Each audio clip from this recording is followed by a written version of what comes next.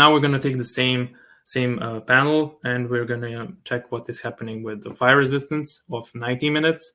We're going to use also the Dutch national annex, and we'll check two options. So we'll have the exposed underside. So we're going to see how is this design working with no protection, or we'll also check the option 2 with which is protected from below. So we have 80 millimeters insulation and 2 times 15 millimeters plasterboard. So let's jump to the app, and here we can go to CLT floor. We can select CLT floor fire design, and here we have an option for selecting either existing project, so we can add to something that we already calculate, or we can create a new one.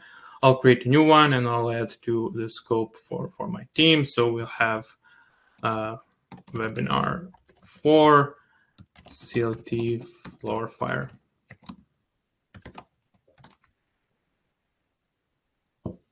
And also some improvements on the preview of the results on the side. So you can always see in the input area what's happening with utilization numbers, and also some improvements on the loading. So it's easier for getting around when designing. So here we can start with either configuring manually what are the CLT properties, or selecting some of the partners' products. So here, as noted, we can go with Kyle H. We can select 185 layers, and in this case, we'll see how this automatically being updated both on dynamic imagery but also on the result side. So concerning the fire method, we can select between Austrian National Annex, new Eurocode, or even standard fire test. So in this case, we'll stick to the new Eurocode method just to observe how this is affecting the design and how all the points we mentioned are included. So here also you can simultaneously see what are the changes between these methods. So at the beginning, we can start with inputting 90 minutes resisting time. Also, what is interesting, we can select the char rate. So this is something that can be either with manual input, CLT supplier, or calculated with Eurocode. So we can use the Eurocode calculation on this. Then we have option for selecting the glue line integrity. So as mentioned, this is based on the type of glues that are being used. So in this case, I can select this as no. But this is something that we are also going to look into the details in the next couple of minutes. For the size exposure, we can go with underside, and in the first example, we can go with no protection from below. So we have here option with adding protection, but if we select no, we'll see what is happening now. So we got a notification that the panel calculation failed because we need a minimum of 3 intact layers. So we see here how the fire is charring rate are developing, and what is the effective cross section. So we know that after 90 minutes we have burn of 95 minutes, and we have also, because of the cloth layer and the zero strength layer, we can see that we have practically only 1 layer here. Why that's the reason why it's failing. How we can impact this? So first we can talk about the glue line integrity. So if we go on the more information on the supplier, so if we click here, we can have information about the supplier and production, but also in terms of the technical information, we have here information about lamellas, information about edge gluing, but also glue line integrity and fire. So here it says that this could be possible on request. So just changing that to yes is something that is possible with the supplier, and we can see how this in this case is impacting the design. In this case, we have burn of 70 millimeters after 90 minutes, also including almost 60 millimeters for zero strength layer. And in this case, we are possible to proceed with this design, and just in case of concerning the fire.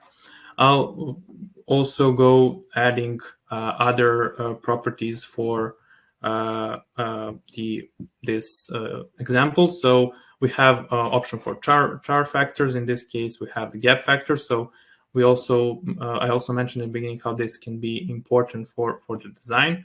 So again, more information can be something that can be very helpful, how this can be understand properly, and also containing some of the references for the design. So this if is less than 2 millimeters will affect the design of factor for gap to 1, or if it's as mentioned bigger or 2, or we can say 3 millimeters, that will affect the design, and that's also something that will affect the design significantly.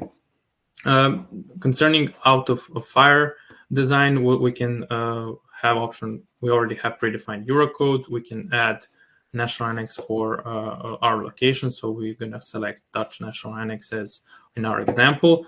I'm going to quickly input the loads that are according to example we had. So we have default load combination. We have category B for office areas, service classes, self-weight will be considered. I'll add topping. So we have 1 kilonewton per square meter for topping. Additional dead load, live load are 3 kilonewtons. And going further with the analysis, we have 2 span. I'll just type in 6 meters. And here we have option with different analytical methods for the stiffness calculation. So again, more information on this part can be helpful in terms of have a difference about the different application methods, but also what is in the background of the calculation and what are the limitations. And similar to that, we can have option for considering closed layer. So in terms of the CLT production for KLH, this is something I can set to yes. But again, in terms of the background of this, more information can be a bit helpful for understanding what's happening. Design code for Eurocode. So here we have cases and KFI. So for CLT, as for both Austrian National Annex and new Eurocode is 115. So I'll leave that as it is. Here we have a preview of results. So we have fire, shear, and bending. But here in these tabs, we have all the intermediate results, step-by-step calculation in detail. So starting with charring, we can see first what's happening with char factors. So these are the old factors we mentioned at the beginning. So K2, K factor for gaps, K3, and so on. So here we have the values of these factors based on the selected inputs in our scenario. Then we have basic char rate, notional char rate, zero strength layer calculation. So here is the practically all the consideration about zero strength rate and when which value will be adopted based on the new code. Then also, because we have double span, we'll also take in consideration about the tension and compression side.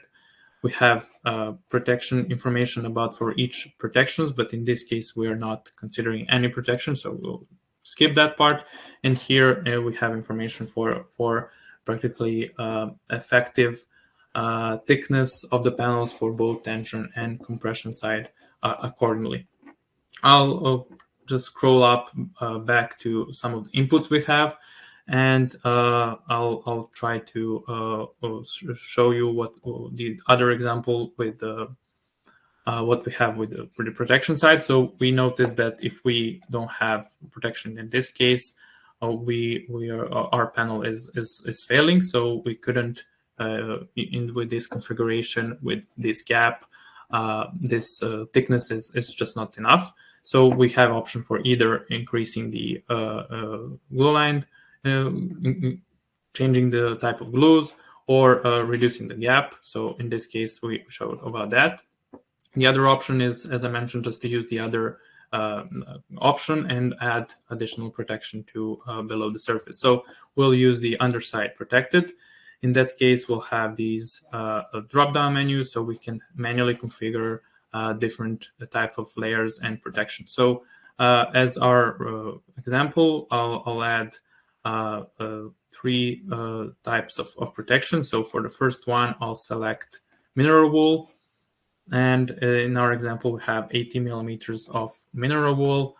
We have then 2 times 50 millimeters plasterboard. So that's already selected. We have tape type A, and we have 50 millimeters. So if we scroll up, we'll see how this is affected the design. So in this case, we can see how each protection layer affects the charring rates, in what moment charring has been started, what is the burnout after the 90 minutes. So we have the 31 minutes. So this is also with glue line integrity that is selected, considered as no. And we have a zero strain layer. So in total, we have reduction of 74 millimeters, or effective 106 millimeters panel, which is totally fine for our design point of view. So that's also something that should be considered. If we go into details about the charring, we can see how now protection layer are being calculated in detail. So we have here about basic charring rate, notional charring rate for protected phase, post-protected phase, and constellation phase. So this is with all 4 phases. Again, zero strain layer consideration, what's happening with the tension and compression side, so how this is differently affected. And then we have here information about the protection time. So depending on what we consider here, we have here underside of mineral wool providing protection of 24.7 minutes, gypsum plasterboard, first one and the second one. So based on that, we calculated what is the protection time. And again, we have here information both for tension and compression side of the panel, what is the effective rate. If we go into the details for other tabs, we have here effective calculation of stiffness for effective section. So for each layer, this is similar to the non-fire design, but just with a reduced section. We have information about the annexes. So in this case, for Dutch National Annex, concerning all the parameters for fire load, load analysis including both shear actions and bending moments according to appropriate load combination and coefficients. And we have design code, so both bending design and shear design according to each load combination appropriately, with information about utilization and also the shear, rolling shear. So that being said, I'll get back to our presentation quickly. So I'll also click save at the end.